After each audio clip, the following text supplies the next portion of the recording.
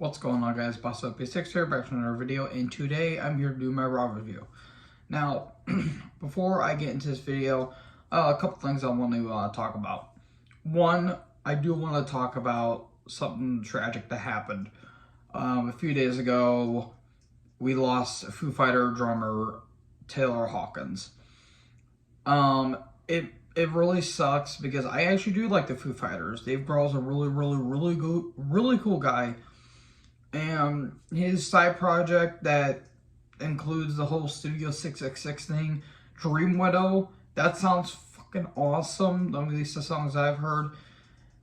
I think that will affect Dave because Taylor is a really cool guy, good drummer, and that's gotta hurt for Dave because considering, you know, he drummed for Nirvana and the shit that he went with Kurt and all that stuff, and Kurt's passing, and like, I would normally talk shit about Nirvana, but you know how Kurt Cobain had been his wife and newborn child, but I digress.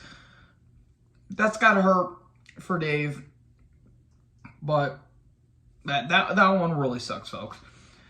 And I am aware of Triple H's retirement. They did touch upon this on tonight's episode.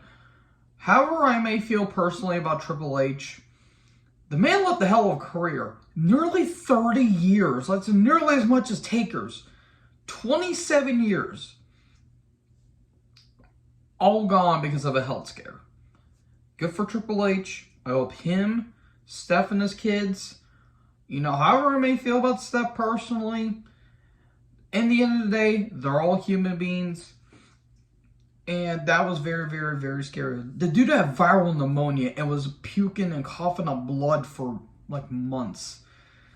It happened all the way back in August. And yeah, I mean, again, Triple H has done a lot of bad stuff and a lot of good stuff. I don't know if I'll be able to encapsulate it all, but in the end, Triple H left a hell of a legacy and a hell of a career. And Hunter, if you're ever watching this, respect goes out to you, and thank you. With that being said, we're in Pittsburgh, Pennsylvania, and Jesus Christ, this crowd did not care. Man, this was not a good episode. How do you make the final Raw before your biggest pay-per-view of your entire company feel like it's a B pay-per-view? This is Mania 31 levels of terrible build. You have terrible people and terrible matches, shitty matches that won't go anywhere. There's like 4 matches or like 4 moments that are going to be like worthwhile mentioning. It's baffling. You have celebrities that are granted a Wrestlemania match, but yet they're actual talent that are trying to get on the card, and they're just going to be on the Andre the Giant Memorial Battle Royal. You're going to tell me that Finn Balor, the Intercontinental Champion, or the IC Champion, my apologies, or the US Champion, Finn Balor, the United States Champion, cannot have a fine match with Damian Priest? At least put it on the pre-show, because at least they'll have a Mania payoff. You think that's not worthy, but yet you can put up a cockhole loser like Logan Paul, and more on him in a little bit. You're going to tell me that Ricochet, the IC champion, who I'm going to be mentioning by the way as well, you're going to put him in a triple threat between Los Lotharios? Who will give a 10 flying fucks about that? Seriously, who would literally care? On the SmackDown before your big show, you don't put them on the Mania card. You're telling me Johnny Knoxville is more important than Damian Priest, or I don't know, not Mustafa Ali, because he's been his release for months at this point. Hell, even Mansoor. You can't give these guys a Mania payoff, but you're going to put them on the show before the event? That is so ridiculous. But anyways, Brock comes down, and we get a recap of what happened last week. Brock's having the time of his life. I mean, you're getting paid like $13 million a year. Who wouldn't be happy to be there? Kind of the same shtick as usual. Brock trying to do the Heyman impersonation, which was funny because his voice cracked. And he says he's going to... well, Roman, you and I are going to be like rain crashers, and our titles are going to have babies, or some shit like that. I don't know what the hell this promo was, but Brock seemed to have a good time. He's going to be walking out as double champion. Okay, that's basically the premise of this. Miz comes down, and he says, well, you know, we're going to be, you know, Rey Mysterio is one of the best luchadors of all time, but you know, after what happened last week, I found a better one. Here's Lucha Logan. And then the human toolbox, aka the human trash can, aka the human dumpster, that is Logan Paul, comes down, and I about turned Raw off. This is terrible. This is terrible television, no matter what company would do this. If AEW do it, I'll be doing the same thing. If New Japan do it, I'll be doing the same thing. If TNA would do it, I'll be doing the same thing. Well, Impact Wrestling, even though they don't have any notoriety since, 2013? But I digress.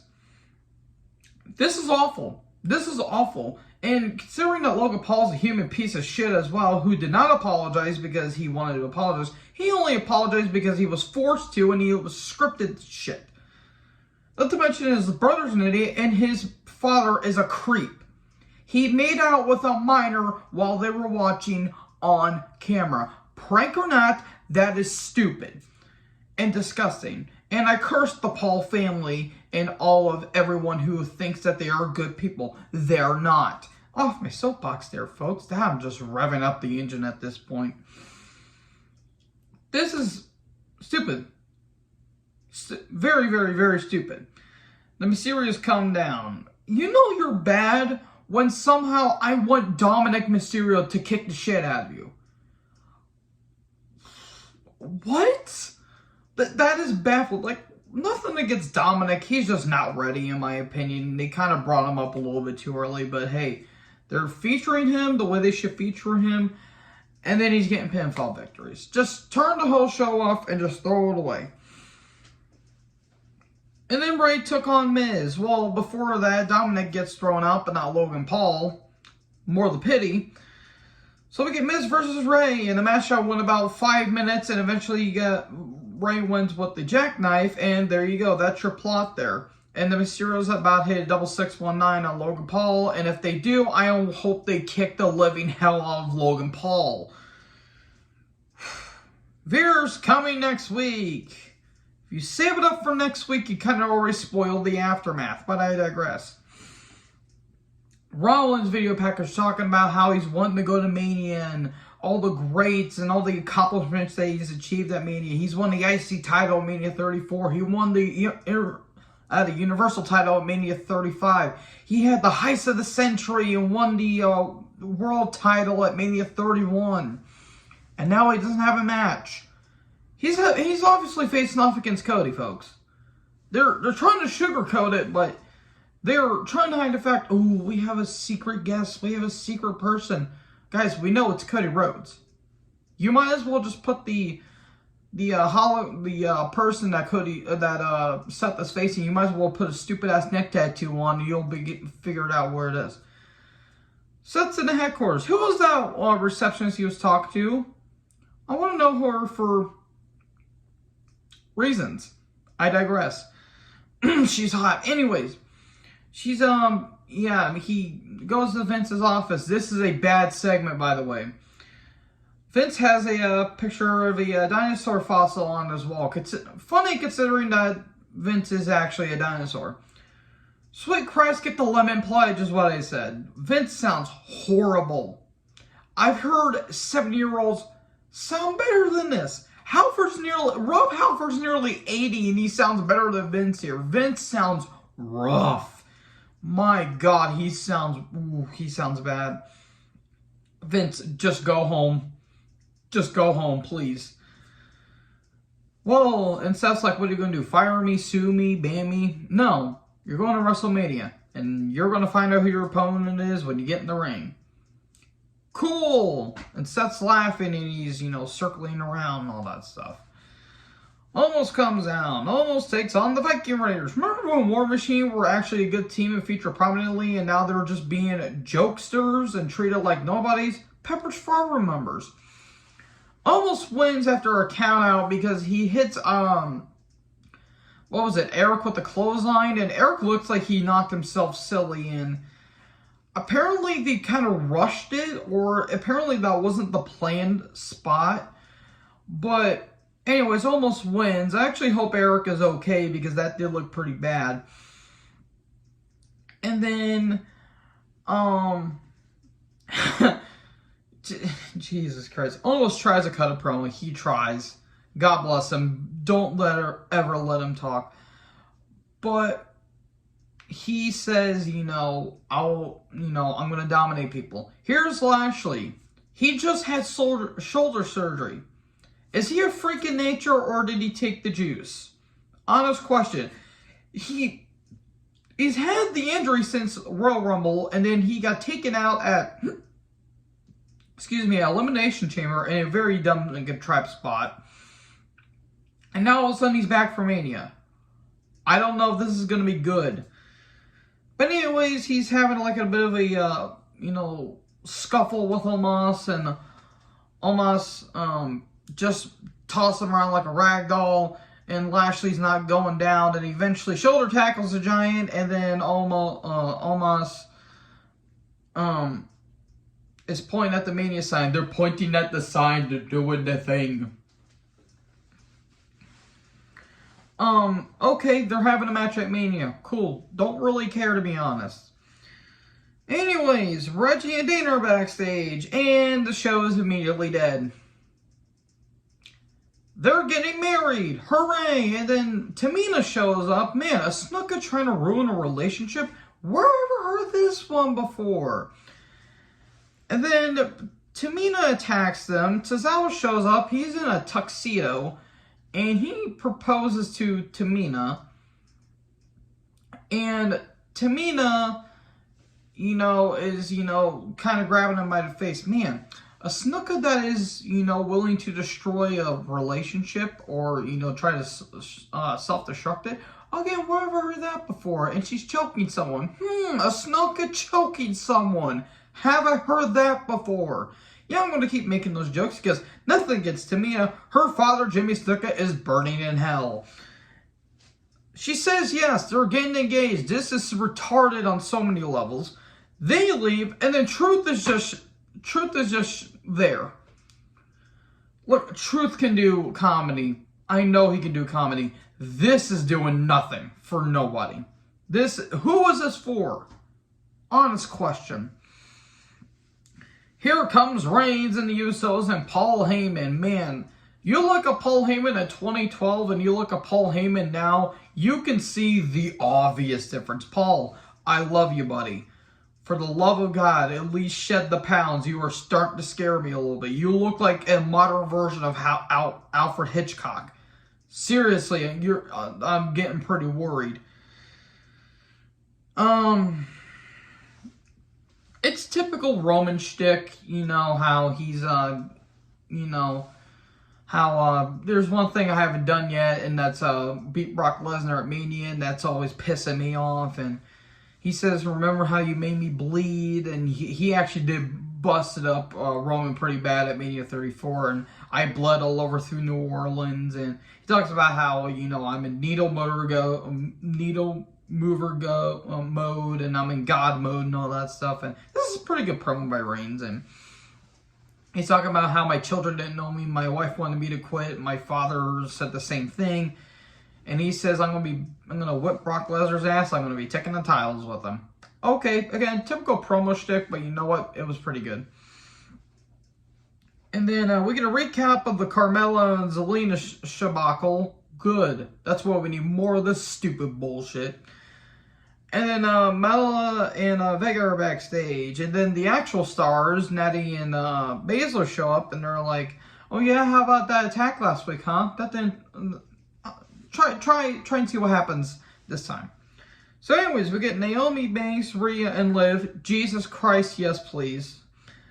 And they come down. The Steiners in the Hall of Fame. Oh boy, oh boy. I'm willing to bet that Rex inducted them. Remember how Scott Steiner bashed the Hall of Fame and says, oh, it's just a, it's a fake ceremony and all that stuff, and it's just a way to beat off to the legends and all that stuff.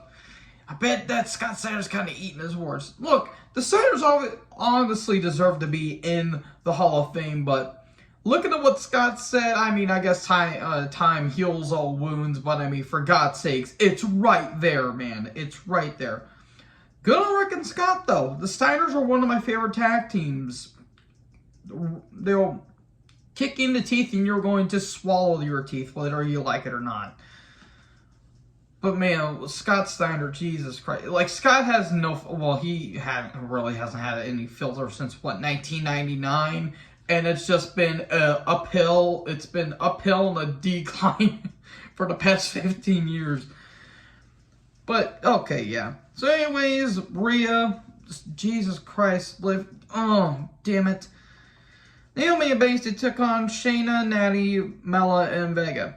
So we have 6 good wrestlers, and then we have Zelina and Carmella. Zelina is only a manager. She should not be a wrestler, honestly. She's better as a manager, and Carmella is absolute dog shit. She wears that stupid fucking mask, and it pisses me off. This match meant nothing. This literally amounted to nothing. Oh, we get dissension between the heels. Pretends to be shocked. Oh my god. Oh my god. I would rather watch paint dry than watch this. I would rather watch a stick become a tree. I would rather watch birds do bird things. I don't know what the hell birds do. This was terrible. This was a god-awful match. And it barely went 5 minutes. I think it went about 6 minutes-ish. At one point, they hit the Natty and Baszler at the heart attack, but Mella got the tag in, or Zelina got the tag in, and they fight over that, and eventually a riptide on Vega. Jesus Christ, the way that Rhea, pinned Zelina. Can I be the first one, please? Oh, God damn it. Rhea, why are you so beautiful? And it's funny that I have a friend that looked at a picture of her, and she felt the same way that we all felt. I don't blame you there. But yeah, the goodies win, and, at one point, of course Corey Graves would say something about this. Corey Graves mentioned the Chris Rock and Will Smith situation. Okay, I'm going to give my little thoughts on this. Chris Rock shouldn't have said that. Will actors justifiably so, and the people that say he acted immature, you are wrong. Just saying that. There are some jokes that you say, and there's some jokes you shouldn't say. That is the latter half, Chris. I love you, but what the fuck? You don't make fun of somebody's skin condition. Or not skin condition, it's, I forgot what it was called, but, Jada, aka Will Smith's wife, has some kind of, I think, hair cancer. I read up on it earlier, and I'm blanking out because this show kind of broke me in some ways. But yeah, you don't talk about that, dude. You don't joke about that. That's all I'm saying. That's all I'm saying. And the people that say, Will Smith stepped out of line, you all would have done the same thing if that happened to your wife, and I'm just saying that.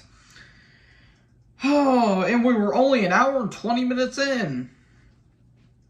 Anyways, in Steve Austin video package, okay, and he says he's going to be raising hell and all that stuff, and Owens is in the ring. Owens is doing everything in his power to sell this. And, he says, he's gonna hit a can of whip ass all over Stone Cold, and that's the bottom line because KO said so. Okay, that was pretty good, I will admit. Then we get Theory versus Ricochet. It barely goes 3 minutes, and a ATL, and Ricochet gets beat. Clean. Thanks for coming, Ricochet. Remember when he was brought to WWE, or at least in NXT, and he was actually kind of featured prominently, and then they called him up to the main roster? Pepper's Farm remembers. Remember when they were going to give him a push as IC champion? Yeah, how are the fans reacting to that now? So yeah, and so the aforementioned Triple H news, again, Hunter, best of wishes to you. I hope you actually live pretty long and provide for Steph and the kids. Belair comes out. She barely gets a reaction, honestly, because this crowd was dead. This crowd was dead within the first half hour, I'd say. Oh God, and she says, you know, Becky's just upset because every time she's pushed me down, I've gotten back up, and I'll beat her at Mania. And you know, it all started at SummerSlam and all that stuff, and like, they're going to try everything in their power with this match. I just don't know if it's going to be going off well. It will be a good match, I guarantee. But, man, the way they've built it up has been so wonky. Again, none of the matches will really mean anything except for probably Roman versus Brock. And that's about it. Does anybody really give a shit about Charlotte versus Ronda? I don't think anybody does. So, anyways, Becky shows up. She tries to sneak attack Belair. And she has scissors with her. Man, it is Arn Anderson and Sid Justice all the way back in 1993 all over again. And if you guys get it, then you get it. Man, I never thought I got to see an African-American woman and a redheaded woman involving scissoring action. News of Pittsburgh at 11. Anyways, Becky tries to cut her hair, but then gets hit with the KOD 2 times. And then Bianca cuts her hair. And Becky, you know, finally comes to, and she sees all the hair all over her. She's going mad. She's going psycho. And great reactions by Becky, too, by the way. I mean, I would probably go freaking Joe Wayne Gacy. Well, I don't know about Joe Wayne Gacy, but I'll probably go psycho if somebody cut my hair and it looked like that. But, hey, at least try to thin it out at least. Bastards. Anyways, Drew comes down. Becky's backstage. And she calls Bianca a bitch. Okay. And then we get Drew versus Corbin and Moss. It is a SmackDown match on Raw. I did not give a shit about this match. Every time that Drew throws Moss, I get worried because I feel like Moss is going to land on his head again like he did at Elimination Chamber. Thankfully, that didn't happen here. Who was this match for? Genuine question. Who is this feud for? It's funny how Drew was in the opening match for the WWE title at last year's Mania, and he's now being put in a mid-card match against Happy Corbin. So much can change in over a year. Jesus Christ. Drew wins, and Corbin attacks him, and he takes his sword. He takes Drew's lengthy Angela. Quit thinking about that on New Year's. Quit thinking about that. Edge is backstage. Why does it look like he's in a an interview with, like, when he's like the suspect of like a homicide or something like that? It was so weird, but it says Styles, you've seen a different side of me, and we're going to tear it up at Mania, and I'll prove that I'm not just a wash up and all that stuff. And then Styles is backstage, and he says, well, Edge, I'm going to have to prove you wrong at Mania. Nakamura and Boogs come down. It's Usos versus RK Bro, the Survivor Series rematch. It was okay. There was another match scheduled, but as soon as this match happened, I knew what they were going to do. It was Alpha Academy and Street Profits. Man, that is so much variety right there, am I right? They were going to have a match, but apparently that didn't happen. And as soon as this match happened, it was going to be the main event. I knew exactly what was going to happen. It was okay. I just didn't care. Also, Michael Cole's on commentary, by the way. And at one point, he says Shin and Nakamura, providing that Michael Cole is really bad at his job. Yeah, Michael Cole and Corey Graves were on this show tonight. Just throw it all away. Just throw this whole show away. It was whatever. It really didn't amount to anything. And at the end, the Street Profits come down. Are they heels now? Why did Alpha Academy come down? Because they're the clear-cut heels. Are the Street Profits now heels? What's going on here? But then it's a 4-on-2 beatdown, but then Nakamura and Boogs attack, and Boogs just freaking press slams, I think, Jay into the ropes, and then kind of carries him, and then kind of almost drops him. And then the Super RKO on Ford. Ford kind of sold it pretty funnily. And then another one, and then one on Dawkins. They do a Mania rundown, and that is your final show for Wrestlemania. The final Raw before Mania, and the show was ass. So, anyways, what did you guys think about the show in the comment section? Make sure to like, comment, subscribe, join the herd. I'll talk to you guys next video. Peace out.